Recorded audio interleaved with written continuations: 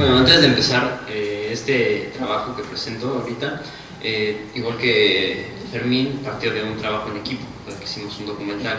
Espero que luego lo presentemos y lo puedan ir a ver. Bueno.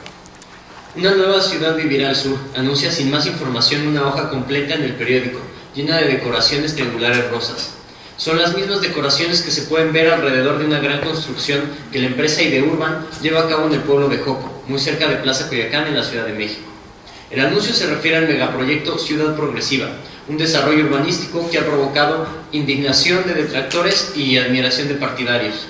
Esta construcción es el principal exponente de un proceso urbanizador que ocurre en Joco, el cual ha generado conflicto entre este pueblo urbano y las construcciones que se llevan a cabo en su demarcación. Pero ¿qué es lo que genera el conflicto? ¿Qué es lo que hace que no puedan convivir estas dos partes? Más allá de los daños estructurales que llegan a generar las construcciones y el encarecimiento de servicios, es a partir de que cada una significa el espacio de diferente manera. Son lógicas antagónicas, en tanto a partir de una cosmovisión completamente distinta entre ellas, dan sentido a su entorno y a su acción. Para entender lo anterior, hay que tener en cuenta el importante papel que juega la característica de pueblo en Joco y su relación con lo comunitario. En medida que existe la comunidad, ajena a la lógica moderna, hace notar que hay otras formas de ver, interpretar y racionalizar el mundo. La comunidad funge dentro de la ciudad como significante cultural para los sectores populares, tanto simbólica como materialmente, a través de cómo se desenvuelven sus relaciones sociales. El hecho de cómo se construye el sentido comunitario de manera física y en sus relaciones dentro de la ciudad capitalista es intrínseco a una cuestión de clase, elemento que retomaré posteriormente. Al hablar de formas de relación específicas marcadas por vínculos que cohesionan a un grupo social, en este caso al pueblo de Joco, quienes comparten un marco de significación, nos podemos referir a un elemento identitario. La identidad comunal se genera en lo que respecta al territorio a través de relaciones cara a cara, donde generalmente al principio hay un parentesco que con el tiempo se ve sustituido, adaptándose a los procesos de urbanización por lazos identitarios en relación al espacio, donde la familia ya no es el principal vínculo de identidad, sino dicho espacio. Lo anterior es contrario claramente al estatus de anonimato que propicia la ciudad, es decir, el contacto cotidiano dentro de la comunidad genera lazos, mientras que la lógica de los espacios modernos imposibilita, minimizando al extremo, la interacción con el vecino. El vínculo del espacio territorial con las personas que lo habitan tiene relación de suma importancia con la forma en que se ocupó el territorio. Por lo general, este tipo de barrios son autoconstruidos y a partir de este tipo de construcción se tejen lazos, tanto con el espacio físico como con la gente que también se está asentando en dicho lugar. Estos lazos son fundamentalmente para quien construye el barrio físicamente y comienza una historia local. Pero, ¿qué pasa con las generaciones venideras que no tuvieron esa vivencia? Ya existe una historia propia que permite el mantenimiento en el imaginario de la comunidad de expectativas para la calidad de vida y elementos simbólicos compartidos que significan unidad, es decir, se reproduce el lazo de identidad. En este sentido, la comunidad se fortalece como tal a partir de dos temporalidades que la significan: el pasado, brindándole una historia y expectativas para con sus miembros, en tanto pertenecientes a relaciones establecidas con anterioridad, y el presente, a través de la lucha por sobrepasar los problemas compartidos, por lo que encontramos que la denominación de una tradición popular que entraña a la comunidad, en tanto a lo colectivo, tiene que ver con una perspectiva moral y la búsqueda por la sobrevivencia. Retomando la importancia del concepto de clase, me gustaría recuperar lo establecido por Thompson, donde las relaciones productivas distribuyen a la gente en situaciones de clase que traen consigo un antagonismo inherente. Antagonismo que se asimila de distinta manera por los individuos y grupos sociales, es decir, hay una diferente construcción subjetiva de intereses y necesidades. Es en esta construcción donde se genera la conciencia. Se podría decir que entre el ser social, el sujeto y la conciencia media la experiencia. Ejemplificando esto, en una junta de la Asamblea del Pueblo de Joco, una vecina propuso ir a buscar apoyo vecinal a un condominio específico de la demarcación, a lo que uno de los líderes comentó que no tenía caso, ya que ellos eran más de clase media. A lo que le contestaron que no metiera esos temas, que el apoyo debería de buscarse. Efectivamente, no encontraron apoyo con estos vecinos, y evidentemente, por el tipo de vivienda y de sus autos, eran clase media alta. Pero no podemos establecer un análisis simplista de una división de clases tajante. Si retomamos lo antes expuesto de la propuesta de Thompson, en la que la experiencia es la que origina la conciencia de clase, vemos que efectivamente esta clase media no tiene un vínculo de conciencia con los quejosos, pero no es simplemente por su situación de clase, sino por la experiencia de la significación del espacio. La comunidad inmersa en la ciudad genera conflictos con la lógica urbanizadora, debido a la tendencia privatizadora de esta última. Mientras la idea imperante en las construcciones en la metrópoli es un referente de un espacio privado, la comunidad genera lugares públicos. Lo anterior manifiesta un choque entre lo colectivo y lo individual. Pero no solo tiene conflictos con la lógica urbanizadora antes descrita, sino con el pensamiento moderno en general, que, para fines de este trabajo, se entenderá a partir de dos de las dimensiones básicas de la modernidad que describe Lander. Cito: la visión universal de la historia asociada a la idea de progreso, a partir de la cual se construye la clasificación y jerarquización de todos los pueblos y continentes y experiencias históricas, y la naturalización tanto de las relaciones sociales como de la naturaleza humana de la sociedad liberal capitalista. Fin de la cita.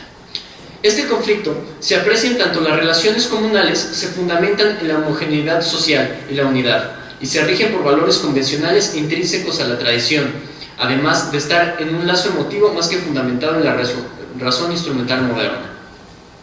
En Durkheim vemos expresado esto en su diferencia de la solidaridad orgánica y mecánica.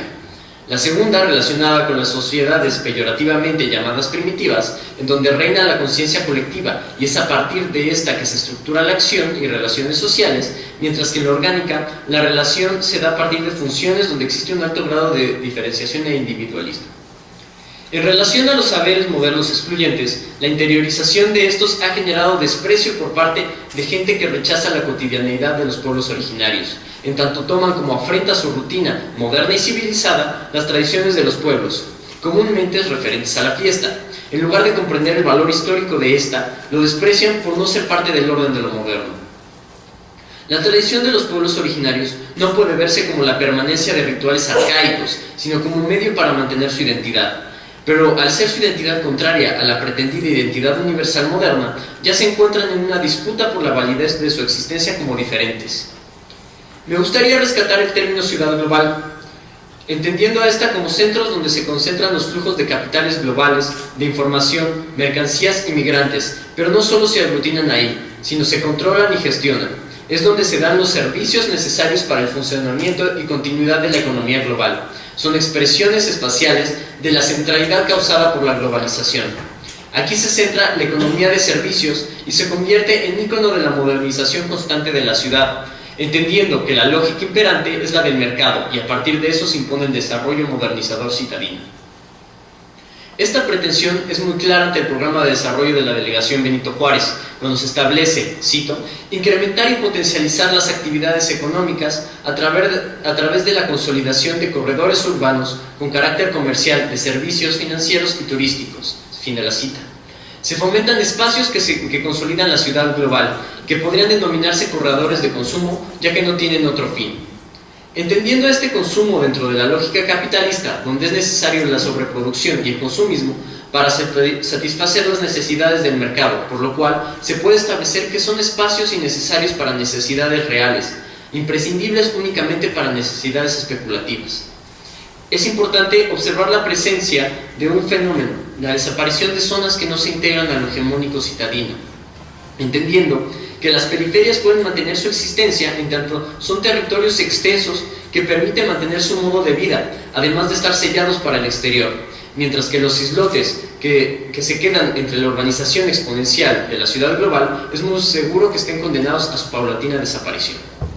Es fundamental entender que la ciudad moderna capitalista no permite lógicas ajenas a la del mercado, por lo que prácticas de vida, de producción o de consumo ajenas a esta no son solo no admitidas, sino negadas debido a la injerencia que tiene el mercado en las dinámicas propias de la ciudad.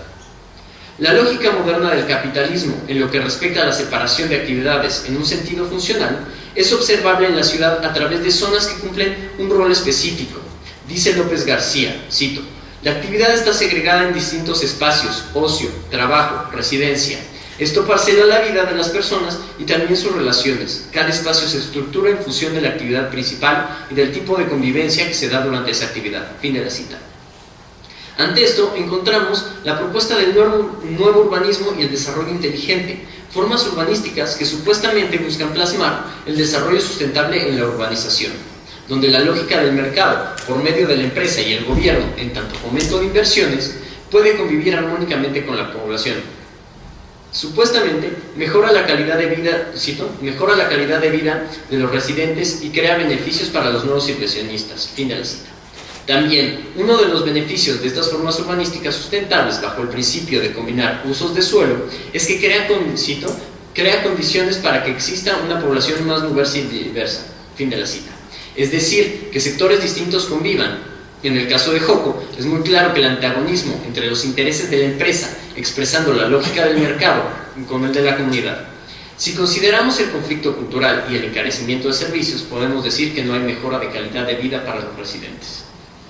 Además de que la convivencia es imposible en tanto proyectos como el de Ciudad Progresiva imponen formas de vida en formas de vida de un sector en una situación de clase específica. Cambio.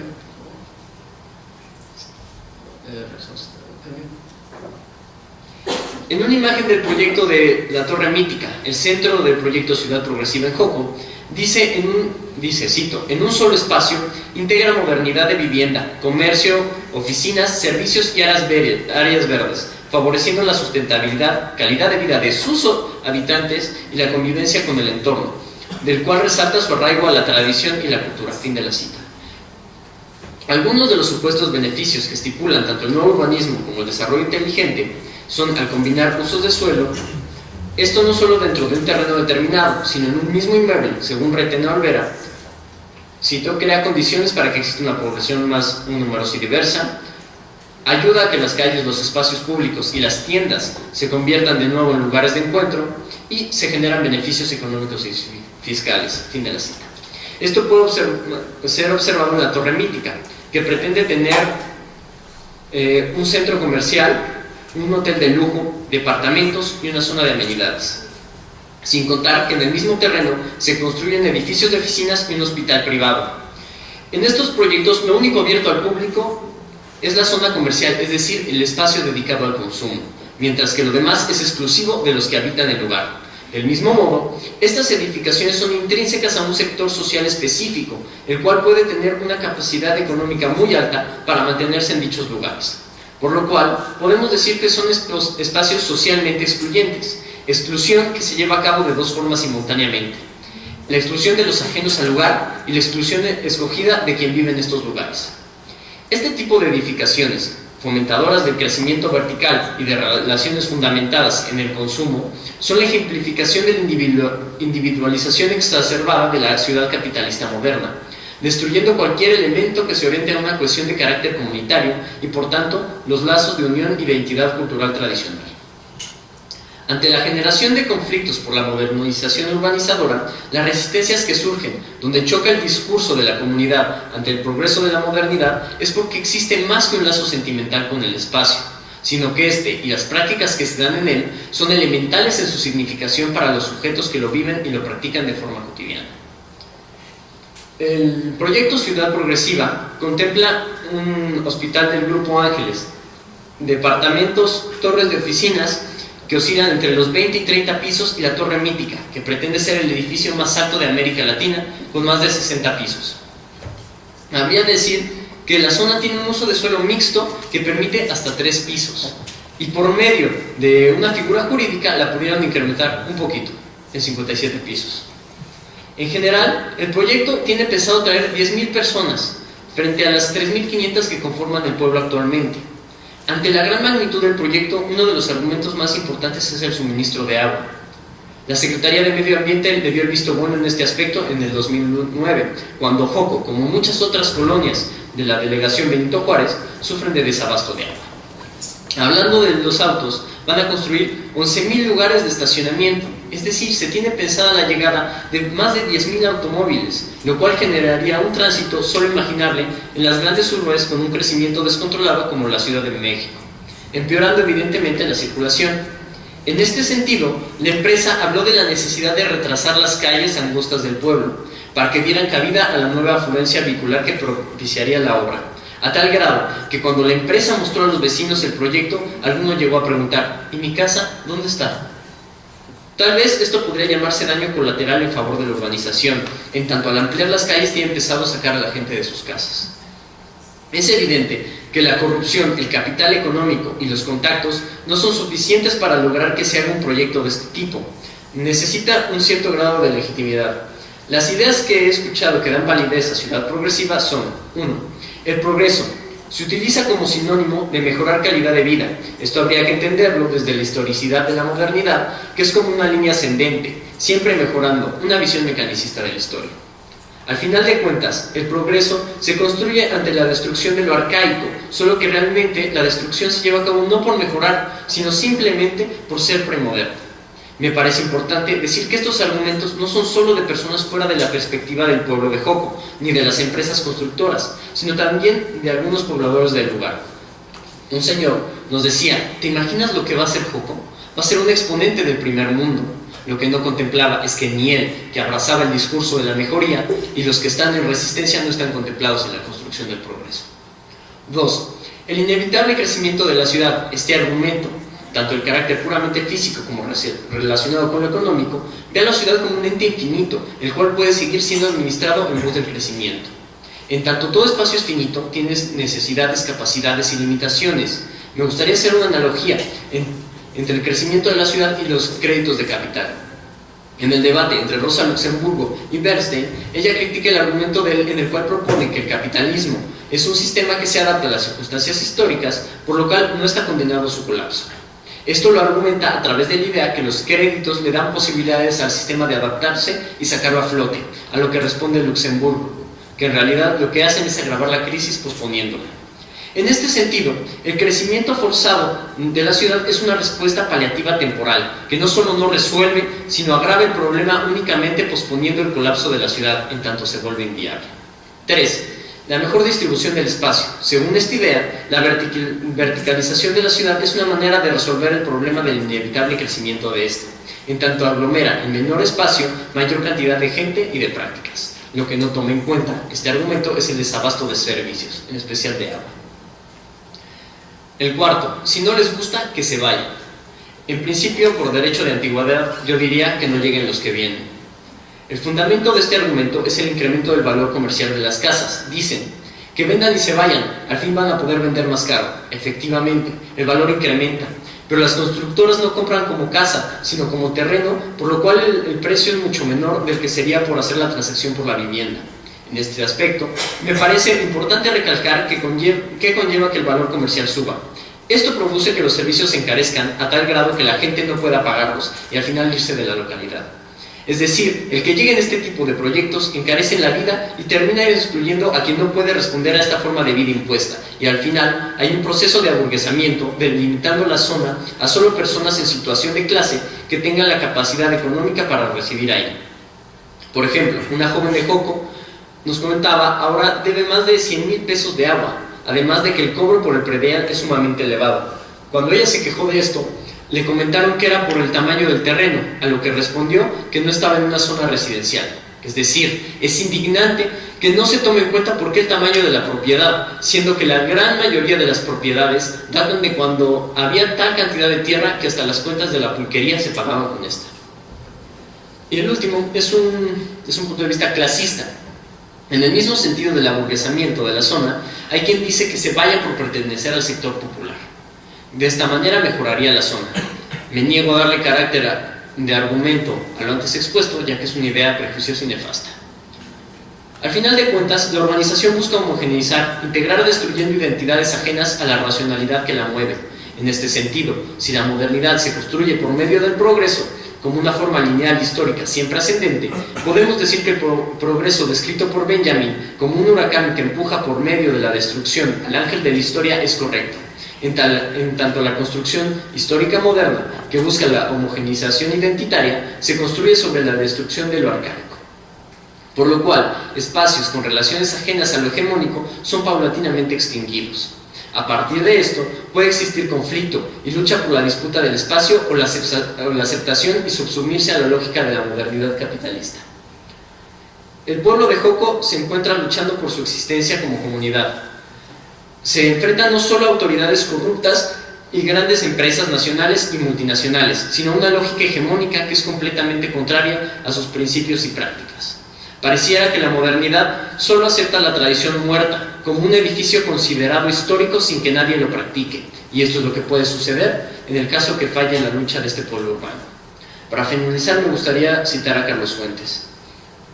Me oprimió el cuerpo entero un desastre de ladrillo y humo, el holocausto urbano, la promesa de las ciudades inhabitables, un hogar para nadie en la ciudad de nadie.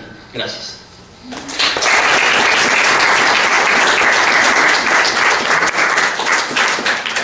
Muy cerca de Plaza Coyoacán, en la Ciudad de México. El anuncio se refiere al megaproyecto Ciudad Progresiva, un desarrollo urbanístico que ha provocado indignación de detractores y admiración de partidarios. Esta construcción es el principal exponente de un proceso urbanizador que ocurre en Joco, el cual ha generado conflicto entre este pueblo urbano y las construcciones que se llevan a cabo en su demarcación. Pero ¿qué es lo que genera el conflicto? ¿Qué es lo que hace que no puedan convivir estas dos partes? Más allá de los daños estructurales que llegan a generar las construcciones y el encarecimiento de servicios, es a partir de que cada una significa el espacio de diferente manera. Son lógicas antagónicas, en tanto a partir de una cosmovisión completamente distinta entre ellas, dan sentido a su entorno y a su acción. Para entender lo anterior, hay que tener en cuenta el importante papel que juega la característica de pueblo en Joco y su relación con lo comunitario. En medida que existe la comunidad, ajena a la lógica moderna, hace notar que hay otras formas de ver, interpretar y racionalizar el mundo. La comunidad funge dentro de la ciudad como significante cultural para los sectores populares, tanto simbólica como materialmente, a través de cómo se desenvuelven sus relaciones sociales. El hecho de cómo se construye el sentido comunitario de manera física y en sus relaciones dentro de la ciudad capitalista es intrínseco a una cuestión de clase, elemento que retomaré posteriormente. Al hablar de formas de relación específicas marcadas por vínculos que cohesionan a un grupo social, en este caso, al pueblo de Joco, quienes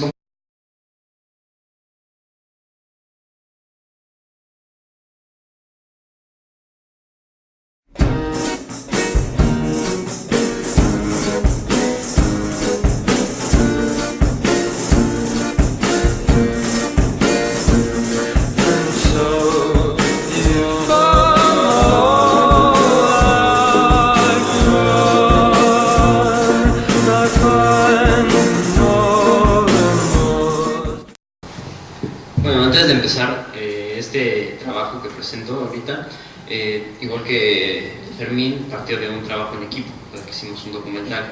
Espero que luego lo presentemos y lo puedan ir a ver. Bueno. Una nueva ciudad vivirá al sur, anuncia sin más información una hoja completa en el periódico, llena de decoraciones triangulares rosas. Son las mismas decoraciones que se pueden ver alrededor de una gran construcción que la empresa Ideurban lleva a cabo en el pueblo de Joco.